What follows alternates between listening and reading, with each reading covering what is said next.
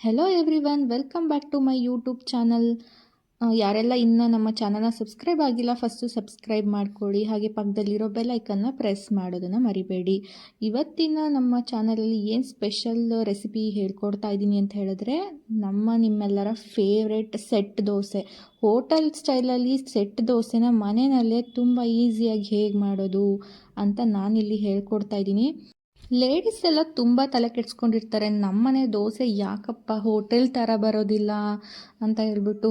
ಎಲ್ಲರೂ ಹೋಟೆಲ್ಗೆ ಹೋದರೆ ದೋಸೆ ಆರ್ಡರ್ ಮಾಡಿ ತಿನ್ನೋದಕ್ಕೆ ತುಂಬ ಇಷ್ಟಪಡ್ತಾರೆ. ಯಾಕಂದರೆ ಅಲ್ಲಿ ಸೆಟ್ ದೋಸೆ ಇದೇ ರೀತಿ ಇರುತ್ತೆ, ತುಂಬ ತೂತುಗಳಿರುತ್ತೆ, ಹಾಗೆ ಎಷ್ಟೊಂದು ಪ್ಲಫಿಯಾಗಿ ಸ್ಪಾಂಜಿ ಥರ ಇರುತ್ತೆ. ಸೊ ಅದನ್ನು ನಾವು ಮನೆಯಲ್ಲೂ ಕೂಡ ಈಸಿಯಾಗಿ ಮಾಡ್ಕೊಳ್ಬೋದು. ಇದಕ್ಕೆ ನಾವು ಫಸ್ಟು ಅಕ್ಕಿನ ತೊಗೊಳ್ಬೇಕು. ನಾನಿಲ್ಲಿ 2 ಗ್ಲಾಸ್ ಅಕ್ಕಿನ ತೊಗೊಂಡಿದ್ದೀನಿ. ಇದು ರೇಷನ್ ಅಕ್ಕಿನೇ. ನಾನು ಇದನ್ನು ಒಂದು 4 ಸರಿ ಚೆನ್ನಾಗಿ ತೊಳೆದಿಟ್ಕೊಂಡಿದ್ದೀನಿ. ಯಾಕಂದರೆ ಅದು ಸ್ವಲ್ಪ ಡಸ್ಟ್ ಎಲ್ಲ ಇರುತ್ತಲ್ವ, ಅದೆಲ್ಲ ಹೋಗಬೇಕು. ನಿಮಗೆ ವೈಟ್ ಬರಬೇಕಂದ್ರೆ ದೋಸೆ ಚೆನ್ನಾಗಿ ತೊಳೆದಿಟ್ಕೋಬೇಕು. ಅದನ್ನು ನಾನು ನೀರು ಹಾಕಿ ನೆನೆ ಹಾಕ್ತೀನಿ. ಈಗ ಇದಕ್ಕೆ ನಾನು ಒಂದು ಅರ್ಧ ಟೇಬಲ್ ಸ್ಪೂನಷ್ಟು ಮೆಂತ್ಯನ ಹಾಕ್ಕೊಳ್ತಾ ಇದ್ದೀನಿ. ಇದು ಆಪ್ಷನಲ್ಲು, ಜಸ್ಟು ಫ್ಲೇವರು ಟೇಸ್ಟು ಸ್ವಲ್ಪ ಚೆನ್ನಾಗಿ ಬರುತ್ತೆ ಅಂತ ಹೇಳಿ ಹಾಕ್ಕೊಳ್ಳೋದು. ನಾನಿಲ್ಲಿ 1/4 ಕಪ್ಪಷ್ಟು ಉದ್ದಿನಬೇಳೆನ ಹಾಕ್ಕೊಂಡಿದ್ದೀನಿ. 2 ಕಪ್ ಅಕ್ಕಿಗೆ 1/4 ಕಪ್ಪಷ್ಟು ಉದ್ದಿನಬೇಳೆನ ಹಾಕ್ಕೊಂಡಿದ್ದೀನಿ. ಕೆಲವರು ಅಂದ್ಕೊಳ್ತಾರೆ ಉದ್ದಿನಬೇಳೆ ಜಾಸ್ತಿ ಹಾಕಿದ್ರೇ ದೋಸೆ ತುಂಬ ಚೆನ್ನಾಗಿ ಬರೋದು, ಫ್ಲಫಿಯಾಗಿ ಬರೋದು ಅಂತ. ಹಾಗೇನಿಲ್ಲ, ಉದ್ದಿನಬೇಳೆ ಮ್ಯಾಟರ್ ಆಗಲ್ಲ ಇಲ್ಲಿ. ನಾವು 1/4 ಕಪ್ಪಷ್ಟು ಉದ್ದಿನಬೇಳೆ ಹಾಕ್ಕೊಂಡ್ರೆ ಸಾಕು, ತುಂಬ ಜಾಸ್ತಿ ಹಾಕೋದೇನು ಬೇಡ. ಇದನ್ನು ಸಪ್ರೇಟಾಗಿ ಬೇಕಾದರೂ ನೆನೆಸ್ಕೊಳ್ಬೋದು, ಅಕ್ಕಿನೇ ಸಪ್ರೇಟು ಮತ್ತು ಉದ್ದಿನಬೇಳೆ ಸಪ್ರೇಟು. ನಾನಿಲ್ಲಿ ಅವಲಕ್ಕಿನ ಒಂದು 1/4 ಕಪ್ಪಷ್ಟು ತೊಗೊಂಡಿದ್ದೀನಿ. ಇದನ್ನು ಒಂದು 10 ಮಿನಿಟ್ಸ್ ಮುಂಚೆ ನೆನೆ ಹಾಕ್ಕೊಂಡ್ರೆ ಸಾಕು. ರುಬ್ಬೋದಕ್ಕೆ 10 ಮಿನಿಟ್ಸ್ ಮುಂಚೆ ನೆನೆ ಹಾಕ್ಕೊಂಡ್ರೆ ಸಾಕು, ಬೇಗ ನೆನೆಯುತ್ತೆ. ಅವಲಕ್ಕಿ ಬದಲು ನೀವು ಸಬ್ಬಕ್ಕಿನ ಕೂಡ ಹಾಕ್ಕೊಳ್ಬೋದು, ಇಲ್ಲಾಂದರೆ ಪೂರಿನ ಕೂಡ ಹಾಕ್ಕೊಳ್ಬೋದು.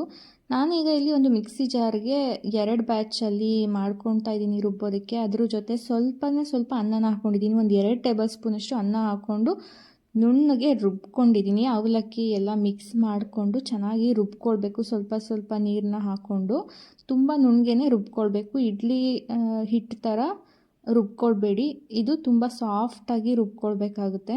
ಸೊ ಇದನ್ನು ನಾನು ಓವರ್ ನೈಟ್ ಸೋಕ್ ಮಾಡ್ತಾಯಿದ್ದೀನಿ. ಚಳಿಗಾಲ ಆಗಿರೋದ್ರಿಂದ ಜಾಸ್ತಿ ಟೈಮ್ ಸೋಕ್ ಮಾಡಬೇಕಾಗುತ್ತೆ. ಸೊ ನಾನು ಬೆಳಗ್ಗೆ ಇದಕ್ಕೆ ಉಪ್ಪನ್ನು ಹಾಕಿ ಚೆನ್ನಾಗಿ ಮಿಕ್ಸ್ ಮಾಡ್ಕೊಳ್ತಾ ಇದ್ದೀನಿ, ಕಲಿಸ್ಕೊಳ್ಬೇಕು. ಉಪ್ಪು ನೋಡಿಕೊಂಡು ಹಾಕ್ಕೊಳ್ಳಿ, ನಿಮಗೆ ಎಷ್ಟು ಬೇಕೋ ಅಷ್ಟು. ತುಂಬ ಜಾಸ್ತಿ ಹಾಕಿದ್ರೆ ಉಪ್ಪುಪ್ಪಾಗಿಬಿಡುತ್ತೆ ದೋಸೆ. ಸೊ ಸ್ವಲ್ಪನೇ ಹಾಕ್ಕೊಂಡು ಅದ್ರ ಟೇಸ್ಟ್ ನೋಡಿಕೊಂಡು ಹಾಕಿ. ಹಾಗೆ ನೀರನ್ನು ಕನ್ಸಿಸ್ಟೆನ್ಸಿಗೆ ತಕ್ಕಷ್ಟು ನೀರು ಹಾಕಿ. ಈ ರೀತಿ ಕನ್ಸಿಸ್ಟೆನ್ಸಿಯಲ್ಲಿದ್ದರೆ ನಿಮಗೆ ಚೆನ್ನಾಗಿ ಬರುತ್ತೆ. ತುಂಬ ತೆಳು ಮಾಡೋಕ್ಕೆ ಹೋಗಬೇಡಿ, ಹಾಗೆ ತುಂಬ ಗಟ್ಟಿನೂ ಏನು ಬೇಕಾಗಿಲ್ಲ. ಇದಕ್ಕೆ ಒಂದು 1/4 ಟೇಬಲ್ ಸ್ಪೂನಷ್ಟು ಸೋಡಾನ ಹಾಕ್ಕೊಳ್ತಾ ಇದ್ದೀನಿ, ಅಡುಗೆ ಸೋಡಾನ. ತುಂಬ ಜಾಸ್ತಿನೂ ಬೇಡ. ಮತ್ತು ದೋಸೆ ಹಾಕೋದಕ್ಕೆ ಒಂದು 5 ಮಿನಿಟ್ಸ್ ಮುಂಚೆ ಹಾಕ್ಕೊಂಡ್ರೆ ಸಾಕು ಸೋಡಾನ.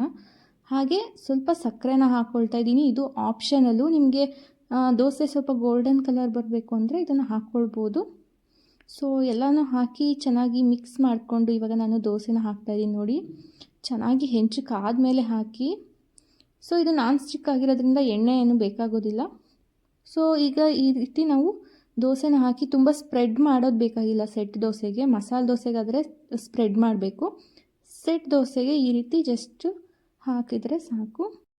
ಇದ್ರ ಮೇಲೆ ಲಿಡ್ನ ಮುಚ್ಚಿ ಈ ರೀತಿ ತೆಗೆದ್ರೆ ನೋಡಿ ಎಷ್ಟು ಸೂಪರ್ ಸ್ಪಾಂಜಿ ಆಗಿರೋಂಥ ಸೆಟ್ ದೋಸೆ ನಿಮಗೆ ಬರ್ತಿದೆ. ಇದಕ್ಕೆ ಸ್ವಲ್ಪ ಎಣ್ಣೆ ಅಥವಾ ತುಪ್ಪನ ಹಾಕ್ಕೊಂಡ್ರೆ ಅದು ಇನ್ನೂ ಚೆನ್ನಾಗಿ ಬರುತ್ತೆ ದೋಸೆ. ಇಷ್ಟು ಹೋಲ್ಸ್ ಎಲ್ಲ ಬಂದಿದೆ ಅಂದರೆ ನಿಮಗೆ ಪರ್ಫೆಕ್ಟಾಗಿ ಬಂದಿದೆ ಸೆಟ್ ದೋಸೆ ಅಂತಲೇ ಅರ್ಥ. ಸೆಟ್ ದೋಸೆ ಅಂದ್ರೆ ಹಾಗೆ ಸ್ವಲ್ಪ ದಪ್ಪ ಇರಬೇಕು, ಅದರಲ್ಲಿ ತುಂಬ ಹೋಲ್ಸ್ ಇರಬೇಕು, ಸ್ಪಾಂಜಿಯಾಗಿರಬೇಕು. ಸೊ ಇದೆಲ್ಲ ನೀವು ಮನೆಯಲ್ಲಿ ಎಷ್ಟು ಈಸಿಯಾಗಿ ಮಾಡ್ಕೊಳ್ಬೋದಲ್ವ.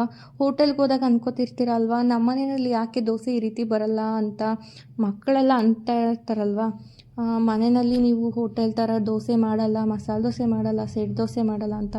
ಸೊ ನೀವು ಕೂಡ ಈಗ ಇದನ್ನು ನಿಮ್ಮ ಮನೆಯಲ್ಲಿ ಟ್ರೈ ಮಾಡಿ. ಹಾಗೆ ಹೇಗಿತ್ತು ಅಂತ ಕಮೆಂಟ್ ಬಾಕ್ಸಲ್ಲಿ ಕಮೆಂಟ್ ಮಾಡಿ. ನಮ್ಮ ಚಾನಲ್ನ ಸಬ್ಸ್ಕ್ರೈಬ್ ಮಾಡೋದನ್ನು ಮರಿಬೇಡಿ. ಹಾಗೆ ಈ ವಿಡಿಯೋನ ಲೈಕ್ ಆ್ಯಂಡ್ ಶೇರ್ ಮಾಡಿ. ಪಕ್ಕದಲ್ಲಿರೋ ಬೆಲ್ ಐಕನ್ನ ಪ್ರೆಸ್ ಮಾಡಿ. Thank you all.